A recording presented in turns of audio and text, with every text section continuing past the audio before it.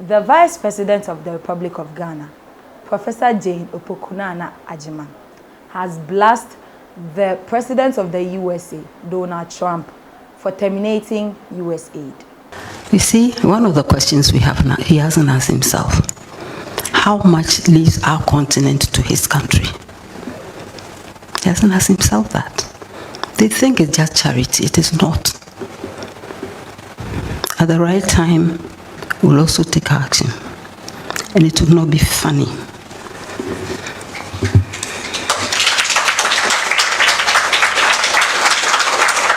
If a fraction of the things from our continent stayed, we'll have no problem with our youth. We'll have no problem with sanitation. I don't know. I don't think so. If not when it comes to fraud. If there's fraud, these people are lunatics. The only thing he thinks about is the money they put in there, or not the benefits that accrues and the goodwill that accrues to America through that little thing. The world is in trouble. America has the right to recalibrate and freeze its international assistance to other countries, but there's always a blowback. One, America loses soft power because USAID is a well-known brand of America and it intervenes in very critical areas. And so if America decides that it doesn't want to intervene in those areas, it is possible that other countries might decide to fill that gap, or we might fill it ourselves like we're trying to do now, adjusting our budgets to fill the gap that America leaves. But it loses the influence that it has exerted over the years. Apart from that, it's not only in those areas. USAID is the biggest supplier of food aid in many places, and they buy this food aid from American farmers. And so if USAID is no longer buying that food to deliver as food aid, then it means that American farmers lose a huge demand that, assisted them in their business. And so there's always a blowback. There are a lot of connectivities, and we'll see how it plays out.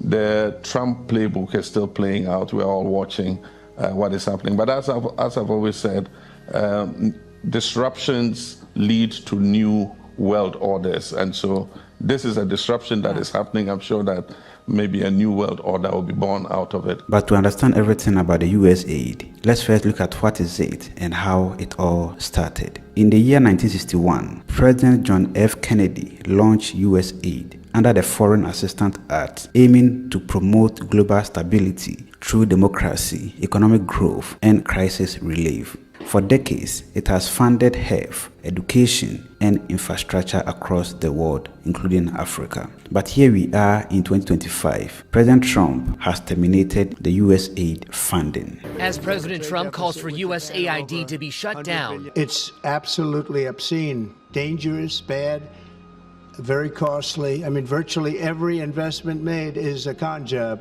The decision sparked outrage, with the leaders from South Africa to Ghana calling it betrayal. One of the most vocal critics is Ghana's Vice President, Professor Naana Jane Agyeman. And here is what Prof is saying about Trump's termination of the USAID. Somebody's asking about the outside world and foreign aid. And I've heard the president of the country you are studying in slashing aid. You see, one of the questions we have now, he hasn't asked himself, how much leaves our continent to his country? He hasn't asked himself that. They think it's just charity. It is not. At the right time, we'll also take action. And it will not be funny.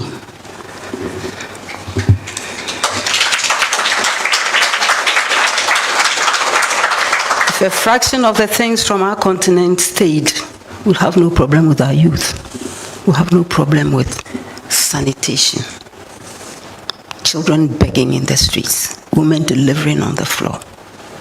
It will not happen. And nobody will dare call us third world country. Okay.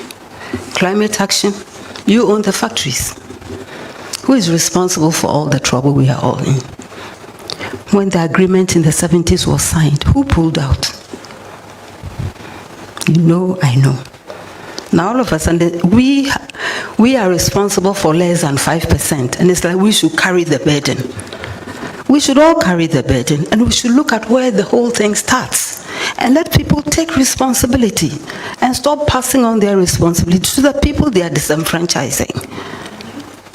We need everybody's voice. You are from Harvard School of Kennedy School and MIT. We need your voices too. Now you see how everybody is boycotting the things your country is producing.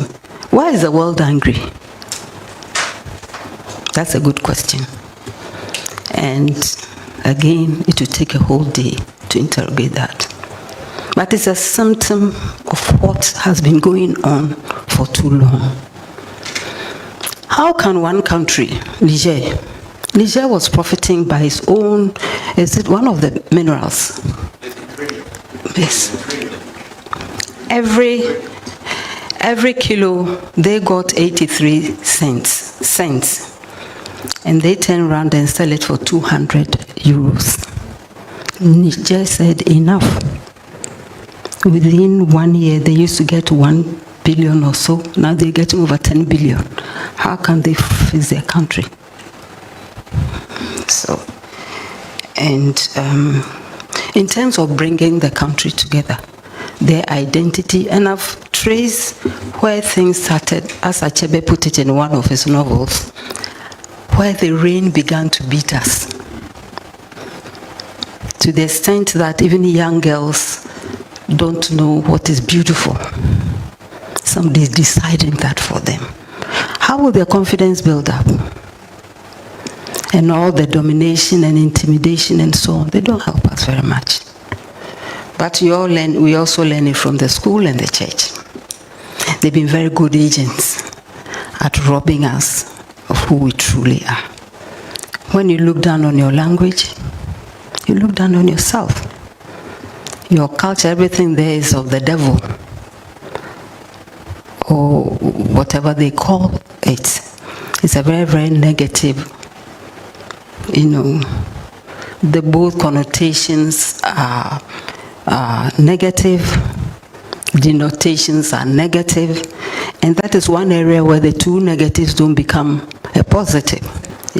Once certain things are popularized and praised above existing, then you've also mentally become very dependent. And it's a hard road to freedom, as Nelson Mandela says. But it's a road nonetheless, and we should travel that road, however difficult. Thank you. As debate over aid versus equity intensify, African nations are looking for alternatives, like Niger's move to renegotiate its mineral contract, which has helped increase revenue from $1 billion to over $10 billion in a year. With foreign aid shrinking, one question lingers: what happens next in US-African relations? Thanks for watching. Here is Fanti Empire. Don't forget to subscribe and like and leave your comments. Naana Akoma is the name. See you next time. Bye-bye.